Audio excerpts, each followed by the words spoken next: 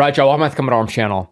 All right, so today we're checking out something from the Ministry of Defense YouTube channel, and that's particularly the United Kingdom Ministry of Defense. So this is something that was sent to me by a lot of y'all, and it looks pretty freaking cool. So this is like a documentary about Operation Interflex. It looks like they have been covering kind of this operation, or at least this specific training, for about 2 years, which is some pretty solid coverage. I mean, that pretty much covers like the entirety of the war in Ukraine, at least the recent war. Now, I'm not exactly sure who spearheaded this operation, but it looks like it was the Brits, and they kind of got a lot of assistance from some other countries in training these Ukrainian troops up. Now, we've checked out a video previously about it, but it was kind of short. And this is covering 2 years worth. It's about 29 minutes long.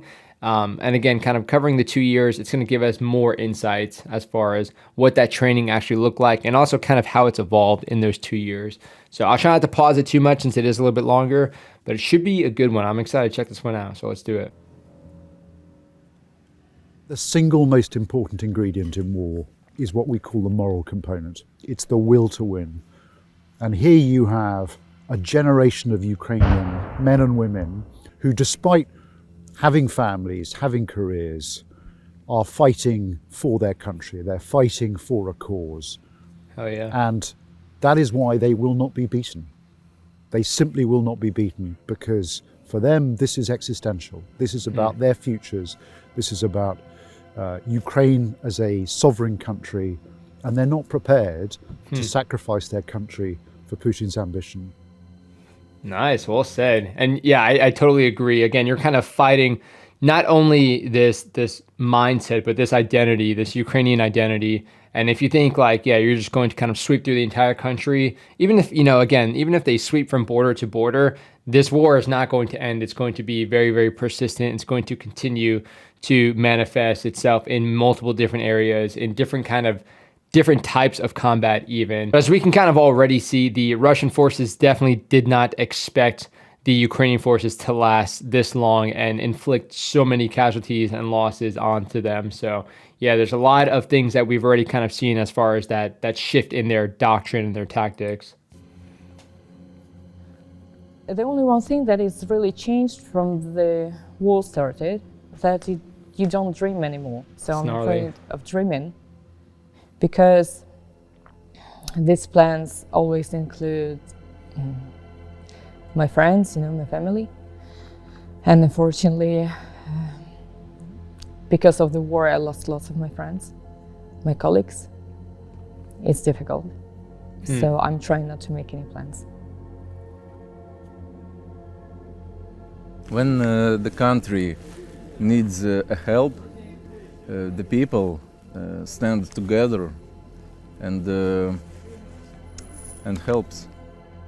And as the House knows, Oh, yeah. we have backed Ukraine's fight for their freedom and sovereignty since the start, as the first country in the world to train Ukrainian troops. Yeah, they've been doing a great effort with to provide that. lethal weapons, first to commit tanks, first to provide long-range missiles. Mr. Speaker, we do all of this because it's right. And because, Yeah, for real, they were not holding back. It's who we are as a country. Good stuff. Was that Dover? Damn, that's crazy. I'm excited. Again, 2 years is a long time to cover this, especially for the entire war. Want to fight, but we have not any choice. It's our duty, yes. When you're on the war, every day your morning starts with you say mentally, like in your mind, you say goodbye to your mother, you say goodbye to your father. Oh yeah, I'm also kind of interested to see where they have them training, because some of the stuff that we've seen already, some pretty gnarly training areas, but also like the equipment looked like it kind of varied, and also like the tactics looked pretty cool. So we kind of saw a little bit early on, it was like very kind of basic infantry stuff, but now we're already seeing some urban. We saw a little bit of urban before, but I imagine we're going to start seeing it kind of on, kind of all-encompassing scale. And of course, having a few different environments to train CQB is always helpful. Guys below you will be looking up to you and looking for inspiration and information and motivation, in fact, to keep going and winning this war. The importance of the training that we're delivering just can't be underestimated. Our students are coming from the front lines, fighting for their lives. They're going to upskill, and we're going to send them back There's no greater responsibility that we can have. If you guys know the units that we're seeing here with the berets and stuff, let me know. So they got some BFAs. For me, blank firing this adapters. is their Battle of Britain moment. I wonder if they have the laser gear as well. I wanna live, I wanna like do good things for the world, and first of all do good things for my family and for friends and for myself, but it can be stopped in any moment. You see his Byakugan Interflex patch? is a UK-led cool. but multinational mission to deliver military training Okay, at so scale 4 to the Scots. armed forces. Okay, so the Scots, man. Getting some training from the Scots, that's got to be pretty freaking cool. Having trained with 2 Scots myself, I know those guys go pretty freaking hard. Very aggressive in kind of how they employ their tactics. Of Ukraine.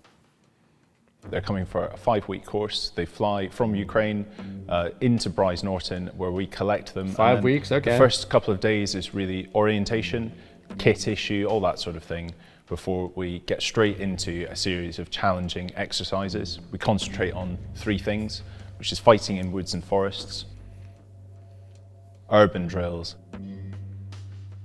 as well as trench warfare.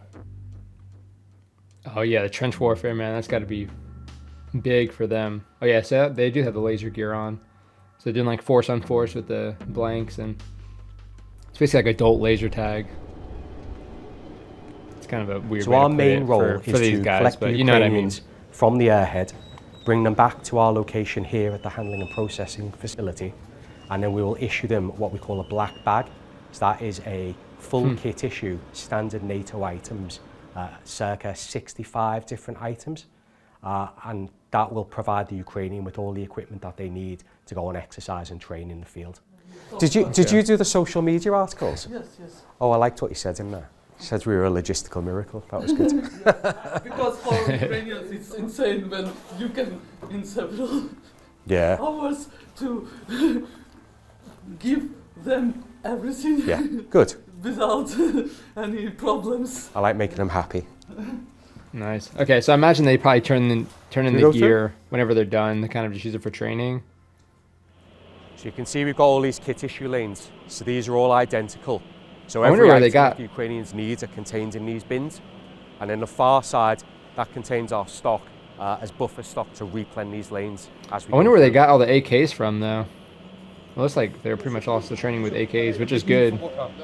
If that's what they're going to be using over there in combat and stuff.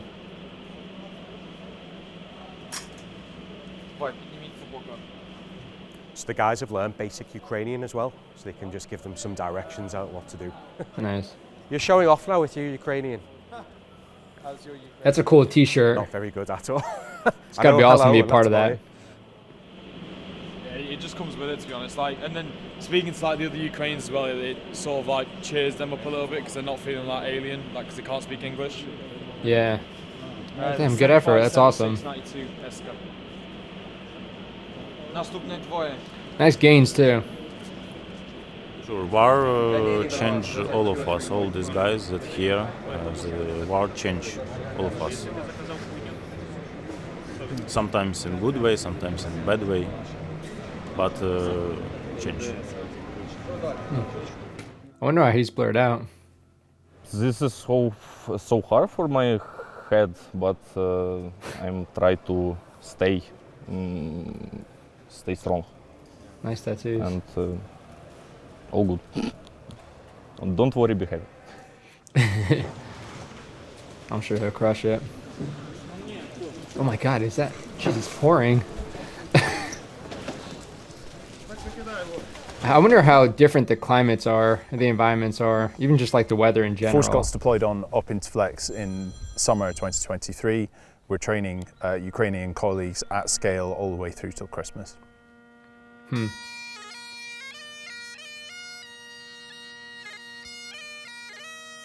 That's awesome, the bagpipes. They have an interesting 4 Scots, along with our sister battalions in the regiment, logo has got as well. A golden line of our heritage right back through to the 18th century. As the Highlanders, we maintain the traditions and spirit of all of our antecedent Highland regiments. That's so cool.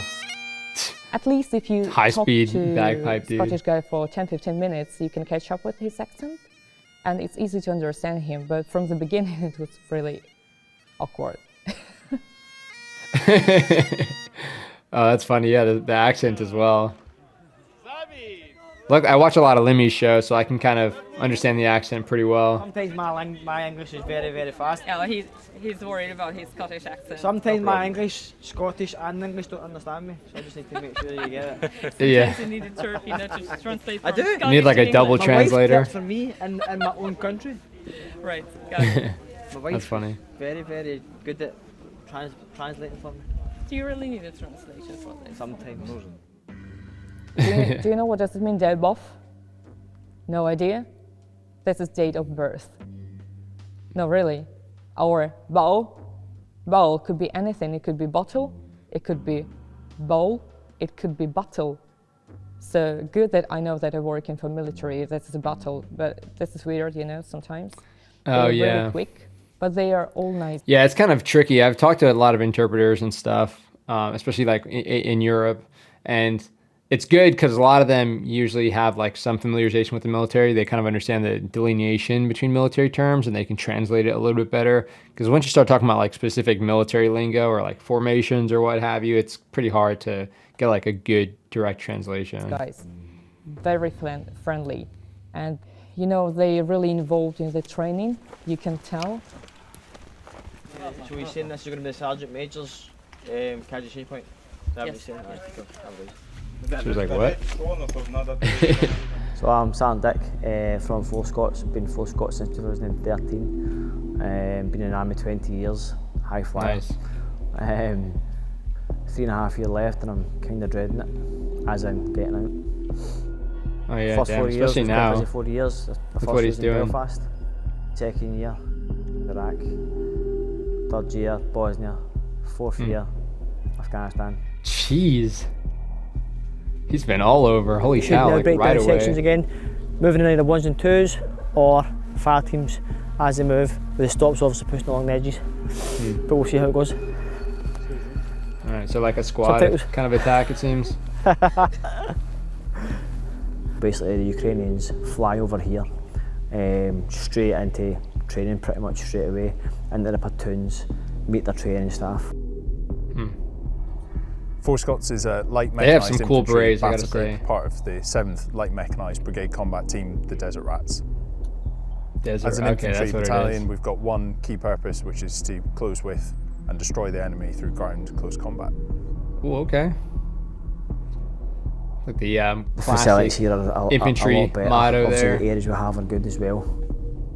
Well, they have some nice trench systems. set Busy up. job for the British troops, keeping on top of the Ukrainians, doing 100% top job to make these guys and women physically more robust and mentally ready for going back to war.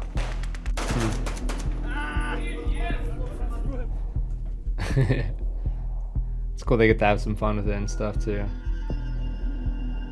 Yeah, so I wonder if they're training in Scotland. Of course, if you guys took part in this operation, definitely let me know how it was for you, because it seems pretty freaking like one of the most rewarding things you can do to teach these men and women to use these skills and go and basically defend their country. So it seems like very, very rewarding, and I'm sure they have some really incredible stories kind of hearing, you know, how the Ukrainian troops have actually been affected. So if you guys do have some personal experience, definitely feel free to throw that down in the comment section. On Interflex, we're really just trying to achieve two main things. The first is to improve our lethality on the battlefield. The second is to increase our survivability on the ground.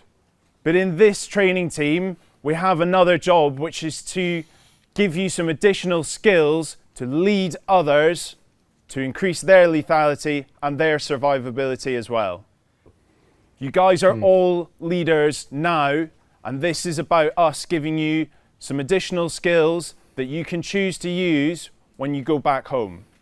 We all wish that we could be out there on the battlefield with you. I give you that as my promise. But because we can't, this is the next best thing.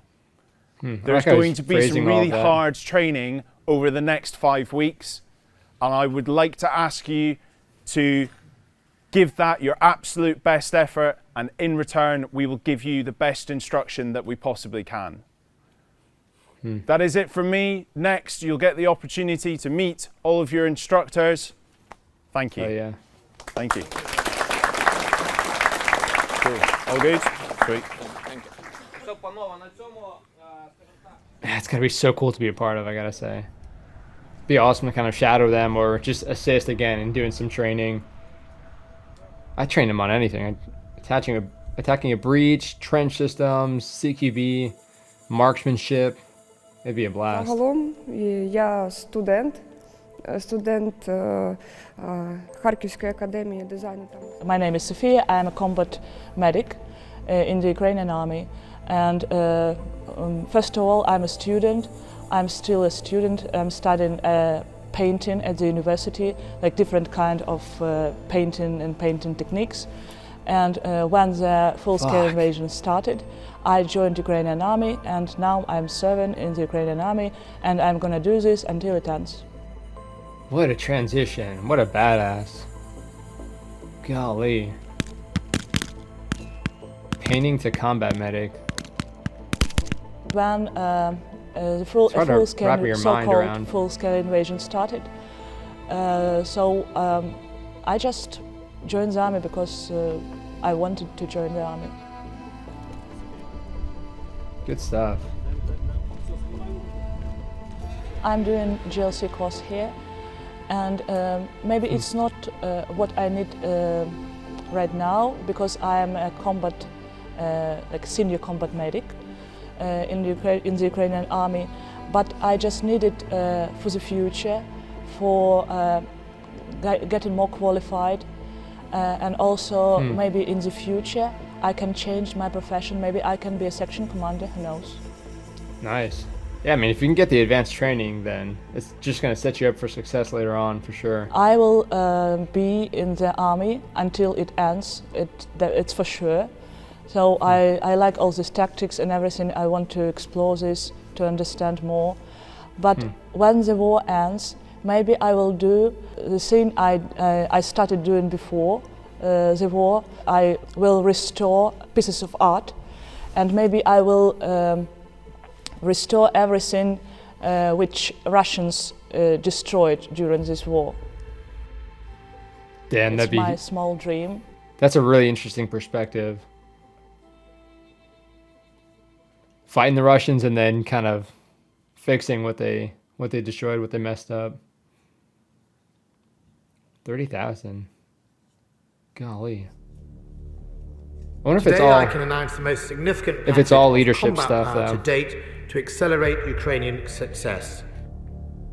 This has the potential, at least, Draghi, to be a significant moment in this conflict. The Prime Minister outlined the UK's ambition to intensify our support to Ukraine. The UK is now the first NATO country to pledge that it will give tanks to Ukraine. This includes seeing the Challengers and seeing the Challenger Abrams 2 over in tanks Ukraine, with putting in armoured some solid recovery work. and repair vehicles. It's awesome. I think the significance of this will all be about the message this sends from the UK, and perhaps other countries then having to consider whether or not they're willing to make a similar contribution.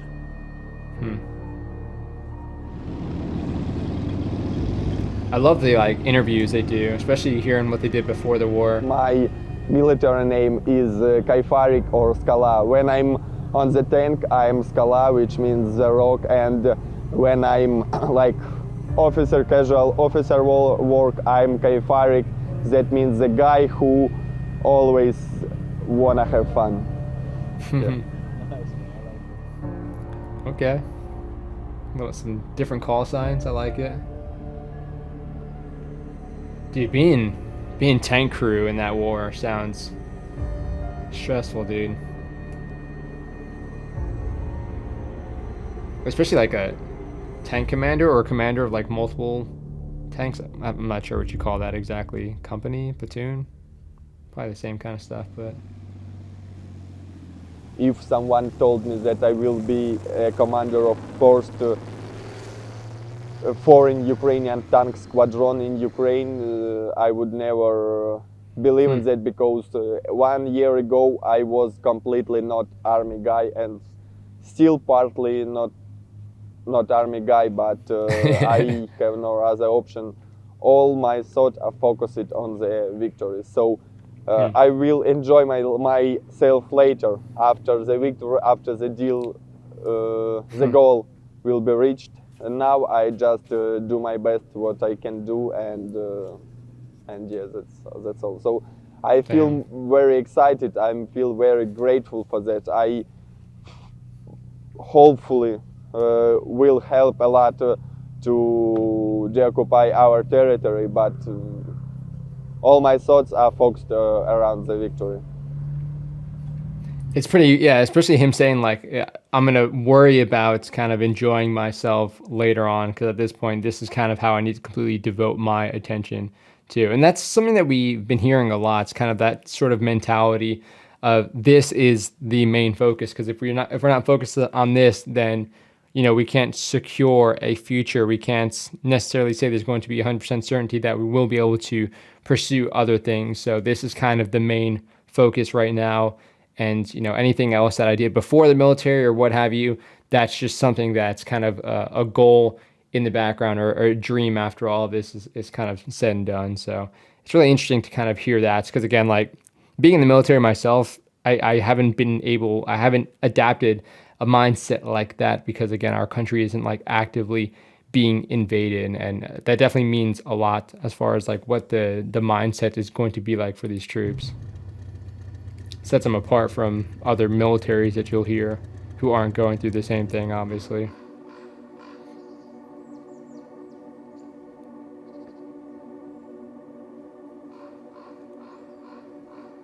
It looks like a gnarly forest to assault through. It's like so dark and creepy.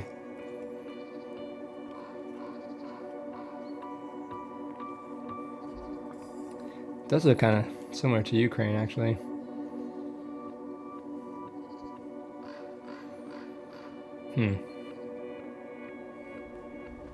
So I wonder what kind of leadership levels we have here, like team leader, squad leader, maybe all of the above, up to like platoon commander or something. Okay, seems so like basically more tactics focused, ammunition point, okay, but you're going to get all your ammunition for today. Зліва буде, там будуть вам роздавати набої. Be by that building over there. Біля цього будинку, зліва від вас.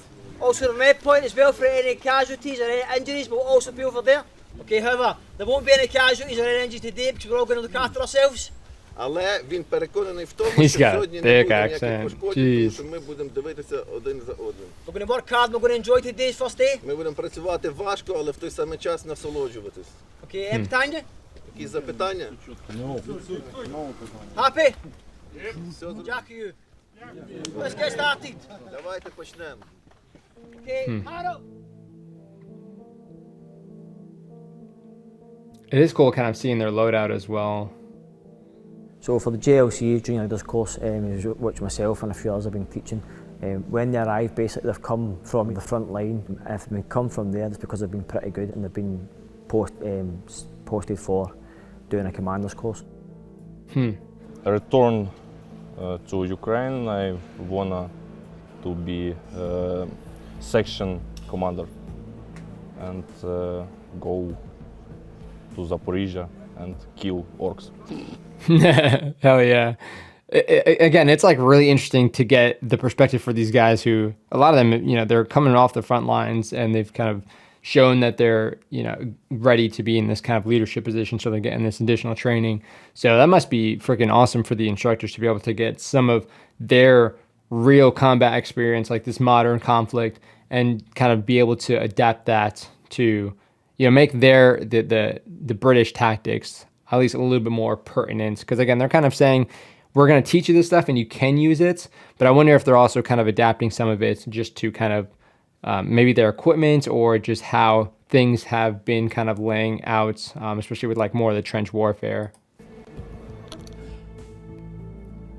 Junior leadership on the battlefield is probably the single most important factor in winning. And the uniform's crazy. Soldiers respond to leaders that dude looks high speed, who are prepared to be bold, who are prepared to take risks, and who are prepared to take responsibility.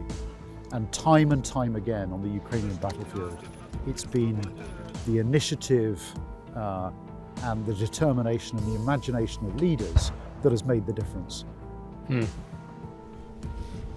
Yeah, definitely. That small unit leadership is huge, and we've seen that, how it can make a difference. So we've got really good raw material with the Ukrainian soldiers. We now need to turn that raw material into junior leaders. When they come here, basically it's all about learning how to command a section for the JLC. As in the British Army, obviously have section commanders, section 2 ICs within a section, and basically it's just teaching them how to command and how to control in any environment. You know, it's just making sure that they are capable of controlling their own men when needed. Yeah, well said. Yeah, it's a pretty tough job, pretty freaking stressful to have people underneath you and lead them in combats through some of this really crappy how to live in trenches. They know how to fight terrain in trenches. and scenarios. Some of them since 2014 in the Donbass. So for us, we could learn a bit from them because, like I says, they've done it for real. They're doing it for real. We've never done it. Us, we learn from the palm, do it in training, but we've never had to do it in real life. Yeah, again, even like Afghanistan experience is going to be significantly different. Right, yeah, I get what you mean. Liverpool? No, someone about... Who likes Liverpool? Liverpool? You, innit? You like Liverpool? Yeah? Ah, he's a Liverpool.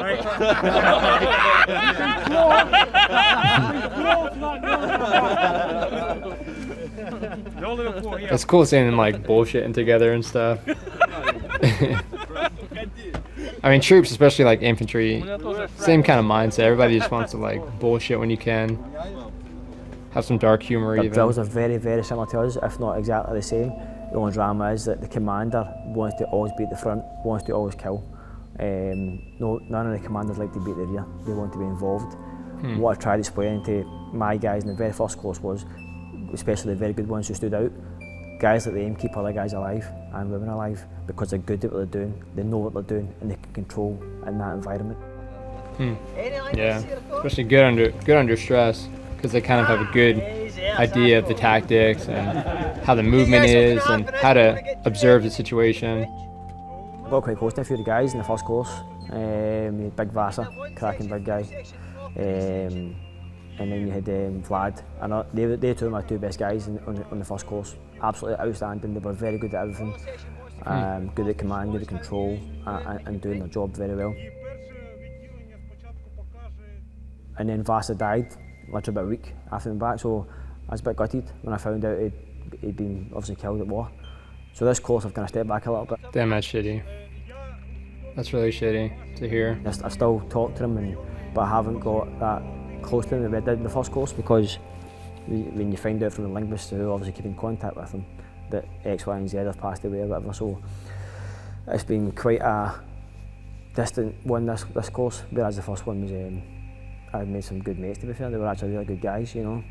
That's so tough though, because I mean, again, like you want to be like bullshitting with them, you want to make these friendships, but again, it is something you need to consider. These guys aren't going back to fight in a war, fighting a pretty brutal war that we've been, kind of seeing through all the combat and whatnot. So, man, it's got to be tough as an instructor to kind of keep ties with them and then hear about that stuff. So, yeah, him making himself a little more distant, it makes sense, kind of just in a way to help himself deal with that. But it's got to be kind of crappy that you kind of need to create that separation. And if there's not, and if the looks pretty good, then we'll just crack on with some force on force. Happy? Any more questions, Britannia? No.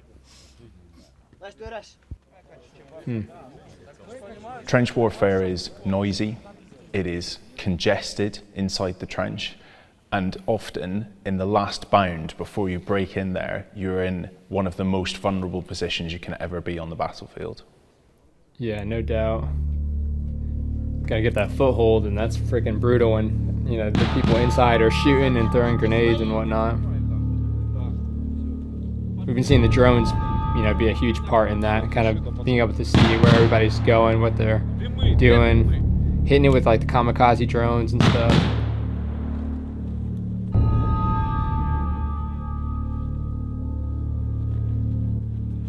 This is cool, seeing them in like their last covered, concealed position before the assault. So suppressing, some obscuring, and then you got to get a couple of guys to really push up, like a team or something to push up and start getting those initial bangs in there and burst. Really tough position.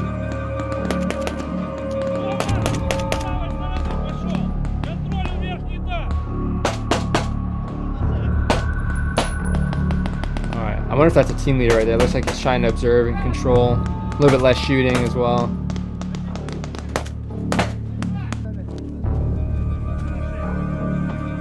I like how the trench is actually like not like that deep either. Kind of like what we've been seeing. Oh, that one's actually kind of deep. But you can see how they're having to like get down and stuff. Nice. Yeah, definitely frag those bends, those turns, those corners. Yeah, it's good to see this. Again, like when you talk about trenches, the tactics really aren't going to be too different pretty much wherever you are. Especially when you're dealing with these corners and stuff, you got to frag around them. And you can see here again, since you can actually like shoot over it, you know, keep yourself low. Once you get a frag or what have you, then you can kind of pop up, suppress maybe a little bit, or just, wait for it to blow and then kind of exploit that. That's like a huge thing. We've seen like what can happen if you just pop out without having, a frag around the corner. Can end up pretty badly.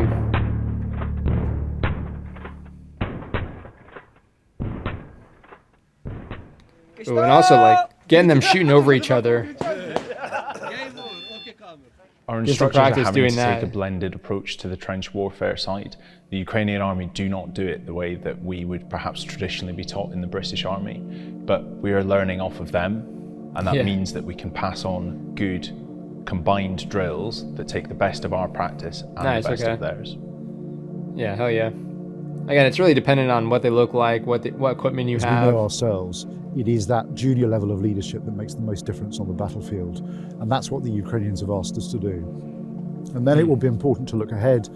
But the most important thing we can do for the UK is just to demonstrate unwavering commitment so that the Ukrainians know that we and the international community have got their back, and Putin knows that no matter how long this goes on, he cannot simply wait the West out. Nice, hell yeah, dude. For me, the Air Force. This is their Battle of Britain moment. Having chatted to some of the students, they find it strange that they are here learning how to fly when some of them feel they should be at home fighting and defending their nation. So we're trying to get across to them that if you go home and fight with a rifle, you will have an effect. If you wait until the end of this training, you'll be sat in a supersonic fighter jet delivering far greater effects from the air and protecting your country. Yeah, well said, man. That's a good way of kind of getting that across.